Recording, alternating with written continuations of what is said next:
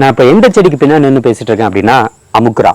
எல்லாருக்குமே தெரிஞ்ச ஒரு தாவரம் இருந்தாலும் அந்த தாவரத்தினுடைய நேரடி அறிமுகத்தோட அதனுடைய பலன்கள் என்ன, சமூகத்தில் அது எந்தெந்த வகையில் உதவுது, அதனுடைய மருத்துவ கூறுகளை உங்ககிட்ட சொல்ல போகிறேன். வாங்க வீடியோக்குள்ளே போகலாம். அமுக்குரா ரொம்பவுமே பிரசித்தி பெற்ற ஒரு மூலிகைன்னு சொல்லலாம்.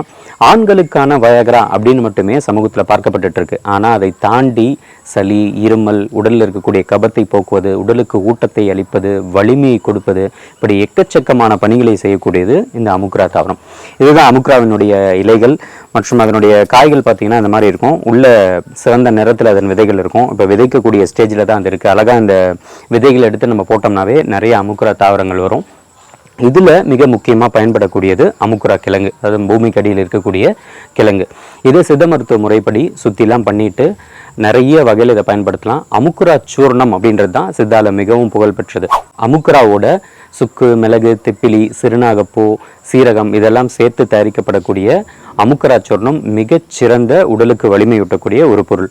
அதாவது ஆண்களுக்கு ஏற்படக்கூடிய பல்வேறு பாலியல் சார்ந்த சிக்கல்களை தீர்க்கக்கூடிய மிக முக்கியமான ஒரு மருந்து. விந்தணுக்களினுடைய எண்ணிக்கை குறைந்திருக்கும் போதும் சரி, அதனுடைய தரத்தில் பாதிப்பு இருக்கும் போதும் சரி, இந்த அமுக்குரா சூர்ணத்தை மிக முக்கியமான ஒரு மருந்தாக சித்த மருத்துவத்தில் பயன்படுத்துவாங்க.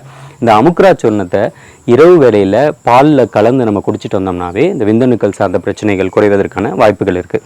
குழந்தையின்மை பிரச்சனை வரும் பொழுது ஆண்களுக்கு கொடுக்க வேண்டிய மிக முக்கியமான மருந்து இந்த அமுக்குரா. இந்த அமுக்குரா சூர்ணத்தை மற்ற மூலிகைகளோடு சேர்த்து தயாரிப்பது மட்டும் இல்லாமல் தனி அமுக்குரா கிழங்கு சூர்ணமும் மிகுந்த வலிமையை கொடுக்கக்கூடியது. முக்கியமாக நல்ல உறக்கத்தை கொடுக்கக்கூடிய அற்புதமான ஒரு மருந்து. இரவில் பாலில் தனி அமுக்குரா சூர்ணத்தை 1/2 ஸ்பூன் அளவு நம்ம போட்டு குடிச்சோம்னாவே நல்ல உறக்கம் வரும். நிறைய ஆய்வுகள் அமுக்குரா சார்ந்து நடைபெற்றிருக்கு. என்னன்னா, முதுமையில் ஏற்படக்கூடிய மறதி நோயை தள்ளி போடக்கூடிய சக்தி அமுக்குரா கிழங்குக்கு இருக்குது அப்படின்றது மிக முக்கியமான ஒரு ஆய்வு. கூடவே மூளையினுடைய செல்களை புத்துணர்ச்சியோடு செயல்படக்கூடிய திறனும் இந்த அமுக்குரா சூர்ணத்துக்கு இருக்குது அப்படின்றது மிக முக்கியமான ஒரு விஷயம். மேலும் புற்றுநோய் செல்களின் தீவிரத்தை தடுக்கக்கூடிய தன்மையும் அமுக்குராக்கு இருக்குது. கிட்டத்தட்ட ஒரு 20 வருஷத்துக்கு முன்னாடி எய்ட்ஸ் நோய்க்காக ஒரு இன்டகிரேட்டட் தெரப்பி மேற்கொள்கிறாங்க. அதில் அலோபதி மெடிசன்ஸோடு சேர்த்து சித்தால இருக்கக்கூடிய இந்த அமுக்குரா சூர்ணம் நெல்லிக்காய் லேகியமும் சேர்த்து கொடுத்து பார்த்தப்போ மிகச்சிறந்த முன்னேற்றம் அந்த நோயாளர்கள் இடத்துல இருந்தது. அவங்களுடைய வாழ்நாள் அதிகரிக்கிறதையும் ஆய்வு பண்ணியிருக்காங்க. மிகச்சிறந்த முன்னேற்றத்தை அது கொடுத்துருக்கு. இந்த அமுக்குராக்கு மற்றொரு பேர் என்னன்னா அஸ்வகந்தா. அஸ்வம் அப்படின்னா குதிரை பலத்தை கொடுக்கக்கூடிய ஒரு மூலிகை. கூடவே கந்தம் அப்படின்னா கிழங்கு. அந்த பொருள்லையும் இது அஸ்வகந்தா அப்படின்ற பெயர் இதற்கு உருவாகி இருக்கலாம். இந்த கிழங்கு மட்டும் இல்லாமல் இந்த இலைகளையும் பற்று போடுறதுக்கு நம்ம பயன்படுத்தலாம். உடல்ல வீக்கம் இருக்கு, முட்டி வடி, அந்த மாதிரி இதுக்கு இந்த இலைகளை அரைத்து நேரடியாக பற்று போடக்கூடிய சூழலையும் நம்ம பார்க்க முடியும். அதே போல கிழங்கையும் அரைத்து பற்று போடுவதற்காக நாம் பயன்படுத்தலாம். அமுக்குராவினுடைய தாவரவியல் பெயர் வித்தாமியா சோம்னிஃபெரா. சொலனேசை குடும்பத்தை சார்ந்த ஒரு மிக அற்புதமான ஒரு மூலிகை. சாதாரணமாக நம்ம வீட்டிலேயே இதை நம்ம வளர்க்கலாம். நான் ஆரம்பத்திலேயே சொன்ன மாதிரி இந்த குட்டி குட்டியாக இருக்கக்கூடிய இந்த விதைகளை நம்ம தூங்கினோம்னாவே இந்த அமுக்குரா கிழங்கு நமக்கு கிடைச்சிரும். நீங்கள் இந்த செடி எடுத்து பார்த்தீங்கன்னா நல்ல வெளிர் நிறத்தில், வெண்மை நிறத்தில் அந்த அமுக்குரா கிழங்கு இருக்கிறத பார்க்கலாம். இதை பாலில் வேக வச்சு பிட்டவியல் மாதிரி செஞ்சு அதை நம்ம பயன்படுத்த தொடங்கலாம். உலர்த்தி நம்ம சூரணித்து பயன்படுத்தினோம்னா அதுதான் அமுக்குரா கிழங்கு சூரணமாக நமக்கு பயன்பாட்டில் இருக்குது. நிறைய ஊட்டச்சத்து பானம்லாம் வாங்கி குடிச்சிட்ருப்போம். அதற்கு மாற்றாக இந்த அமுக்குரா கிழங்கு சூர்ணத்தோடு கொஞ்சம் பாதாம், பிஸ்தா, மற்ற இத்தியாதிகள்லாம் சேர்த்து நீங்கள் ஒரு ஊட்டச்சத்து பொடி மாதிரி தயாரிச்சுக்கலாம். அதே போல் ஆண்களுக்கு அந்த விந்தணுக்களை அதிகரிப்பதற்கு நீர்முள்ளி, வெள்ளரி விதை அதனோடு சேர்த்து இந்த அமுக்குரா சூர்ணத்தையும் கொடுத்து பாலில் கலந்து குடிச்சிட்டு வந்தாலும் நல்ல முன்னேற்றத்தை நம்ம கிடைக்கிறத நம்ம பார்க்க முடியும்.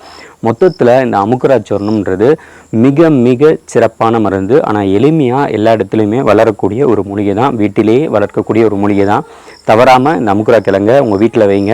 அதனுடைய பலன்களை தெரிஞ்சுட்டு அதை பயன்படுத்துங்க. கூடவே ஒரு சித்த மருத்துவருடைய ஆலோசனையோடு இந்த அமுக்குரா கிழங்கு சூரணத்தையும் சரி, அமுக்குரா கிழங்குலேருந்து தயாரிக்கக்கூடிய மருந்துகளை நீங்கள் பயன்படுத்தினீங்கன்னா நல்ல பலன் கிடைக்கிறத பார்க்க முடியும். இந்த அமுக்குரா கிழங்குல நல்லெண்ணெய் போட்டு ஒரு எண்ணெய் தயாரிப்பாங்க. அதை நம்ம தலைமுழுகும் எண்ணெயாக பயன்படுத்தினோம்னா உடலுக்கு நல்ல ஒரு தெம்பு கிடைக்கும். தோலுக்கும் நல்ல பொலி உண்டாகிறத நம்ம பார்க்க முடியும். அதே போல் வாத நோய்களுக்கும் இந்த அமுக்குரா கிழங்கிலிருந்து தயாரிக்கப்படக்கூடிய எண்ணெயை பயன்படுத்தும் போது நல்ல ரிசல்ட் இருக்கிறத பார்க்க முடியும். திரும்பவும் சொல்கிறேன், ரொம்ப ரொம்ப அற்புதமான சித்த மருத்துவத்தின் மிக முக்கியமான ஒரு மூலிகை அமுக்குரா. இதை பற்றி தெரிஞ்சிட்டிங்க. இதை நீங்களும் பயன்படுத்துங்க. மற்றவர்களுக்கும் இது சார்ந்த உண்மைகளை தெளிவுபடுத்துங்கள். இந்த வீடியோ உங்களுக்கு பிடிச்சிருந்துச்சுன்னா சேனலுக்கு சப்ஸ்கிரைப் பண்ணிக்கோங்க. மற்றவங்களுக்கும் ஸ்ப்ரெட் பண்ணி சப்போர்ட் பண்ணுங்கள். நன்றி, வணக்கம்.